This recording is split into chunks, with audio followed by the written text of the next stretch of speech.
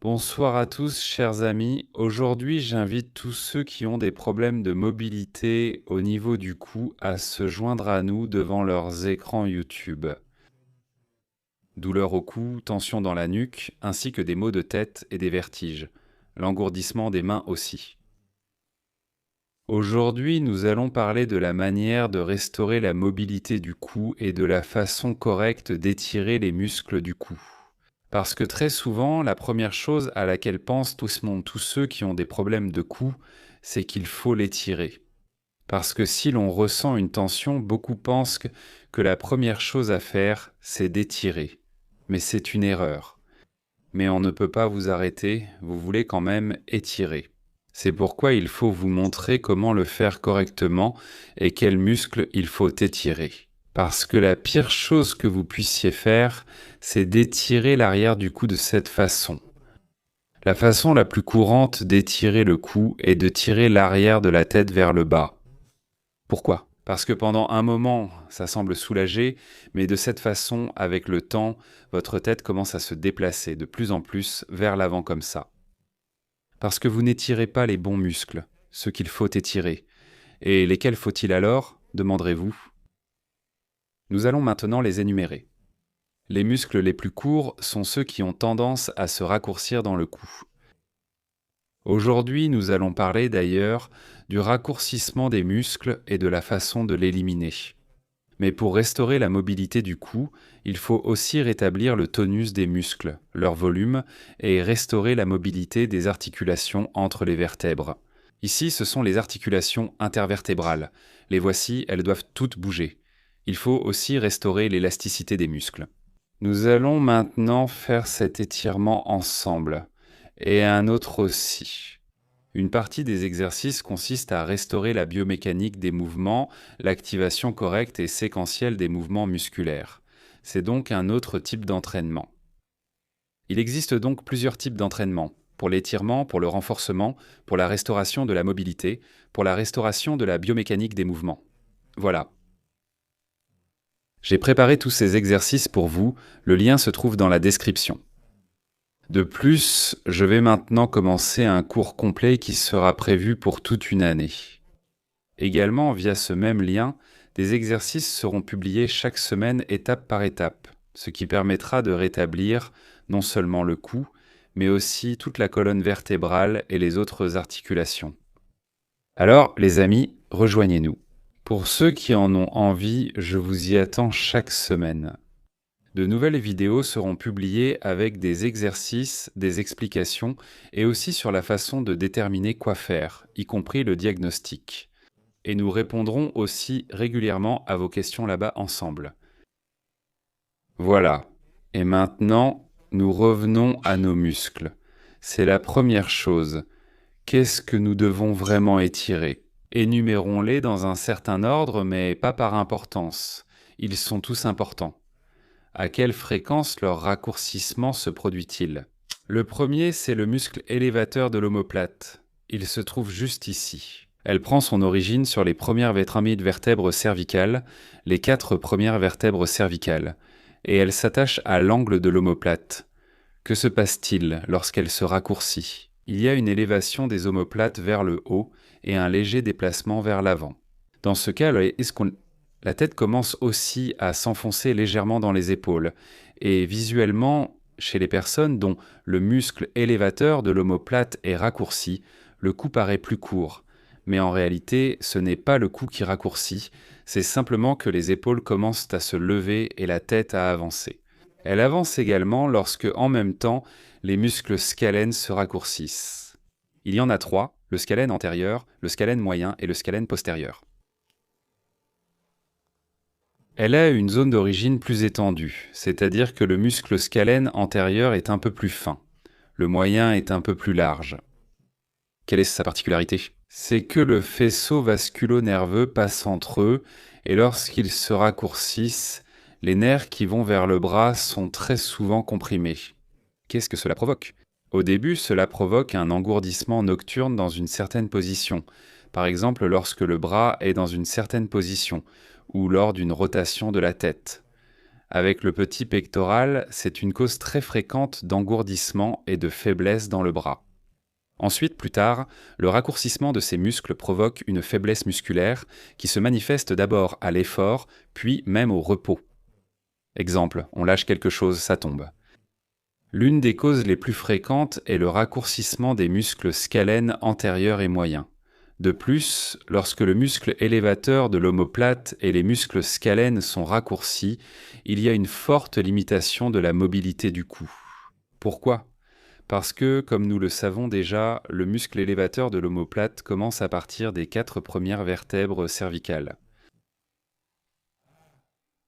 Quant aux 2 muscles scalènes, et si on les considère ensemble, ils partent de toutes les vertèbres cervicales sauf la première.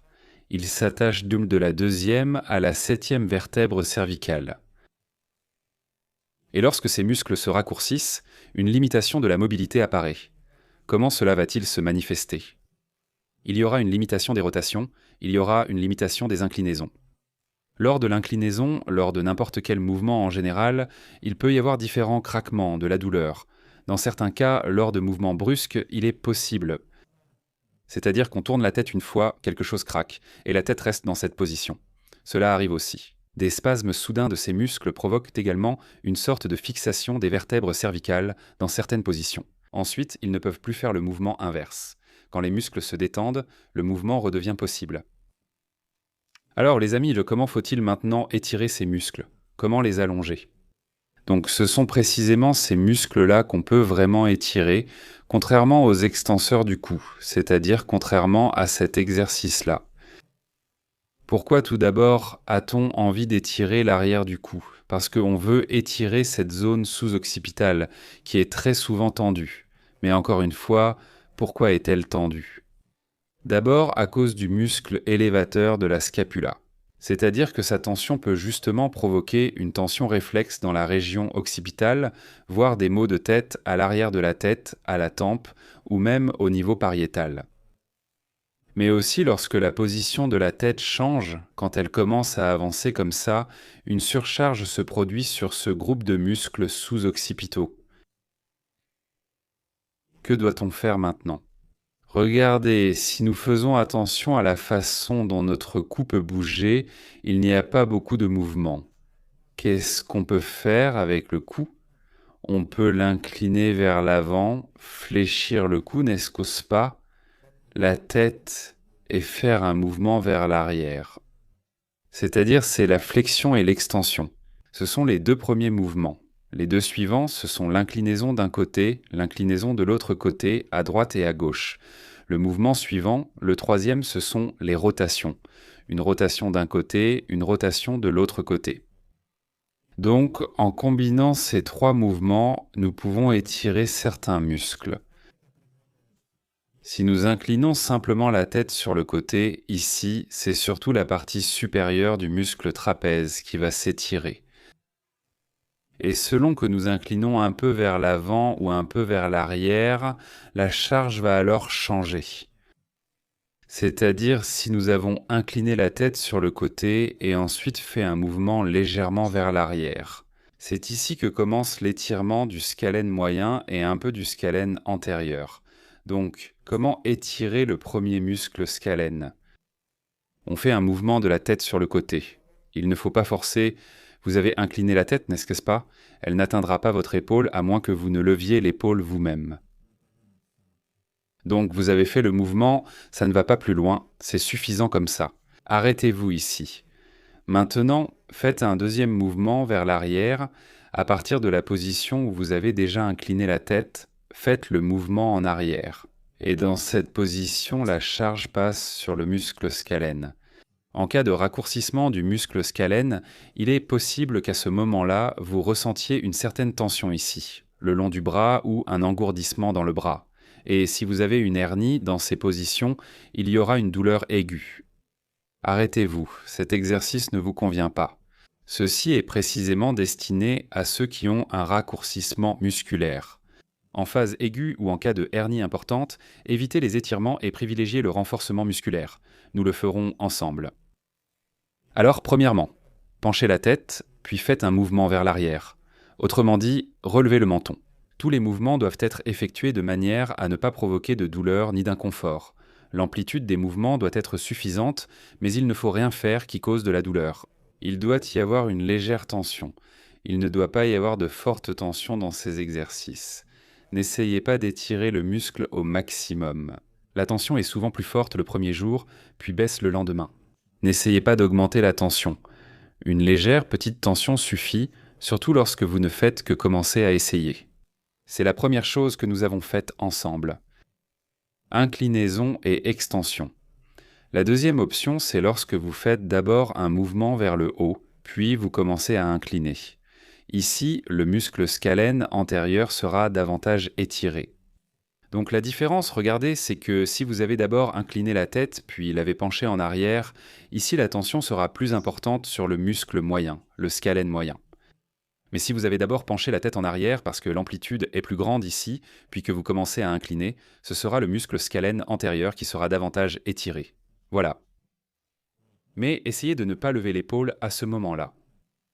Quelle est la particularité de ces muscles? C'est qu'ils s'attachent aux côtes. Sur la première côte, les muscles scalène antérieur et moyen s'attachent. Le scalène postérieur s'attache à la deuxième côte. Et ils participent au mouvement de ces côtes. C'est pourquoi nous pouvons accentuer l'étirement de ces muscles grâce à la respiration. C'est-à-dire, vous avez fait un mouvement sur le côté, maintenant vous avez penché la tête en arrière, et dans cette position, vous pouvez respirer. Inspirez et expirez. À l'expiration, les côtes vont s'abaisser un peu et la tension va s'accentuer. Vous avez inspiré et expiré. Donc si vous ne ressentez pas vraiment la tension, respirez simplement. Il n'est pas nécessaire de prendre une inspiration profonde. Faites simplement une inspiration et une expiration prolongée. L'étirement se fait à l'expiration, donc vous pouvez expirer un peu plus longtemps. Ensuite, nous avons l'élévateur de la scapula. Comment pouvons-nous l'étirer? Regardez ici ce qu'il faut faire. Ici, nous faisons une rotation de la tête à 45 degrés. On incline la tête. Et on baisse la tête vers le bas. Donc, quel mouvement avons-nous ici? Avant, on débutait avec une inclinaison pour les scalènes, mais ici, on commence par une rotation. Vous faites une rotation à 45 degrés, une inclinaison vers l'avant, et vous ajoutez un peu d'inclinaison seulement à la toute fin. Encore une fois de l'autre côté. Rotation, inclinaison vers l'avant et inclinaison sur le côté. C'est-à-dire que le dernier mouvement se fait par ici. Rotation, inclinaison vers l'avant, inclinaison vers la droite. Et dans cette position, il y a une tension. Rotation, inclinaison avant. Et dans cette position, essayez d'incliner un peu plus la tête par ici. Et à ce moment-là, vous ressentez un étirement de l'élévateur de la scapula. Assis, cela se fait comme ceci, c'est-à-dire que vous tenez simplement le siège avec votre main. Vous pouvez même attraper par derrière, c'est encore mieux, pour que votre épaule se tourne par ici. Et à partir de cette position, vous tournez la tête, vous l'inclinez. Chez certains, ça va déjà tirer maintenant, si vous avez bien tourné l'épaule vers l'arrière. Même dans cette position, l'élévateur de la scapula peut déjà être tendu. Sinon, vous pouvez ajouter à la fin une petite inclinaison de ce côté sur le côté. C'est-à-dire 3 mouvements, rotation, inclinaison vers l'avant, inclinaison du côté de la rotation. Et en même temps, vous vous tenez au siège avec la main. Si ça tire trop, tenez ici, donc 1, 2 et 3. Et dans cette position, c'est l'élévateur de la scapula qui s'étire. La tension peut varier selon l'endroit où il est le plus raccourci chez vous. Il se peut même que vous ressentiez une tension ici, dans la partie supérieure. Et maintenant, les amis, je vais vous montrer une autre façon de détendre les muscles de cette surface antérieure, en particulier le muscle scalène. Veillez à ce que votre tête ne penche pas trop en avant. Pour cela, ces petits coussins que l'on utilise généralement lors des voyages conviennent très bien. On les place ici, mais nous allons les utiliser autrement.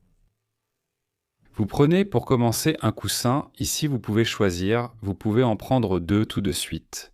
Vous les placez l'un sur l'autre comme ceci, et vous vous allongez simplement dessus de cette façon, c'est-à-dire que vous vous allongez dessus face contre eux.